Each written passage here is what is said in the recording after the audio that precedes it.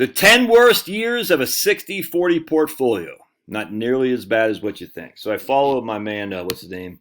Ben Carlson. I follow him on LinkedIn.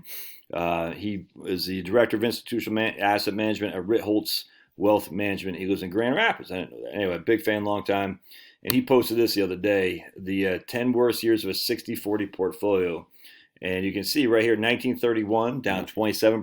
1930, down 37, down 20%. 2022, down 18. 1974, down 15. 2008, down 14. And 1930, down 13. So 1, 2, 3, 4, 5, 6 years. It was down more than double digits. A 60-40 portfolio going back to 1926, down 6 years. That's it. Down 20, down more than double digits. 1931 and 1937 were only times it was down 20%, but actually in 1931 we had deflation of 9%. So in 1931, the real return of a 60 portfolio was less than 27.3, is less than 20%. 1937, 2022, and 1974 were the only years that, when you factor in real returns to the 60-40 portfolio, actually have a 20% or worse rate of return when you factor in real returns of inflation adjusted. 2022 was the worst year ever when you factor inflation, because inflation in 2022 was 8% on top of a 17.9 slide. 1974, we had inflation of 11% on top of 14.7 slide, but still, 2022 is the worst year we've ever had. All right, 2008, there's no inflation. 1930 was deflation. 1945 just wasn't anything. So you can see right here, of only 3 years where we're actually down a real 20% or more loss. Only 2 years, a nominal 20% or more loss. And what does that mean? Well, when you factor in the guardrails, you've only imputed the guardrails twice if you use a nominal rate of return, or 3 times if you used a real rate of return, which includes inflation. And then what happened the following years? 1932, only down 1.7. 1938, up 19.3. 2023, up 17%. 1975, up 23.6. 2009, up 11%.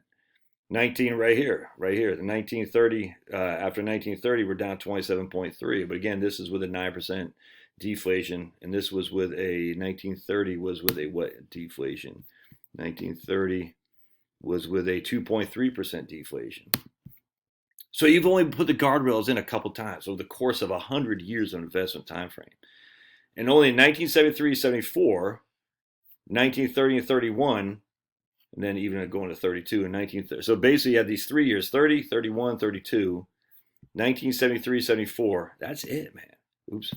That's it in terms of bear markets.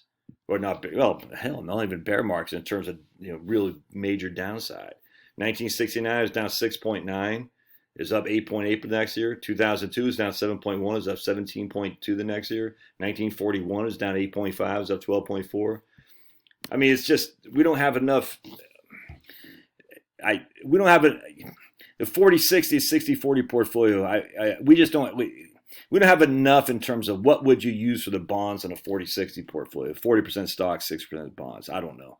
I mean, you could use 10-year treasuries, I suppose, but still, at the end of the day, if the in terms of 60-40 portfolio is kind of like the go-to, a 40-60 portfolio is my go-to, because right now we're getting paid decently to hold bonds. But either way, it's tough to go wrong, because here's a 60-40 portfolio, 60% in the S&P 500, 40% in 10-year treasuries, and yet you're still, other than a couple of years, you're just not getting crushed, man. You haven't been.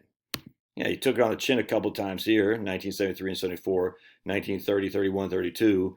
2022 is the worst year ever, and then the following year you got 17% back.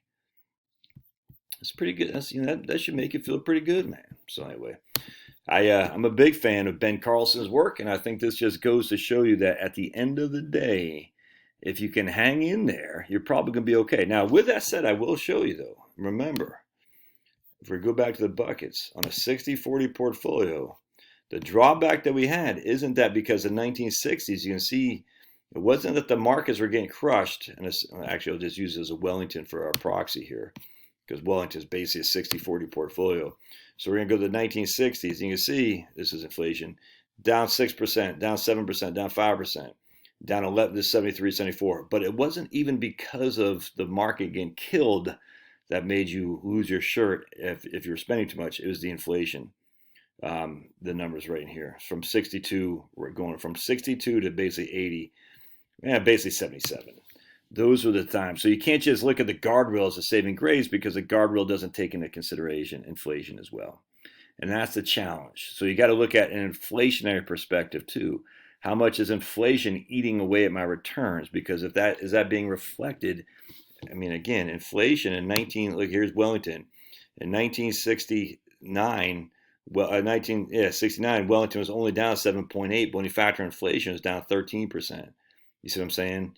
And so if you like, you got to look at inflation as well as your total rate of return to get a gauge of when you got to cut back spending. Anyways, just something to think about. All right, God bless. Paw that like button. We'll see you.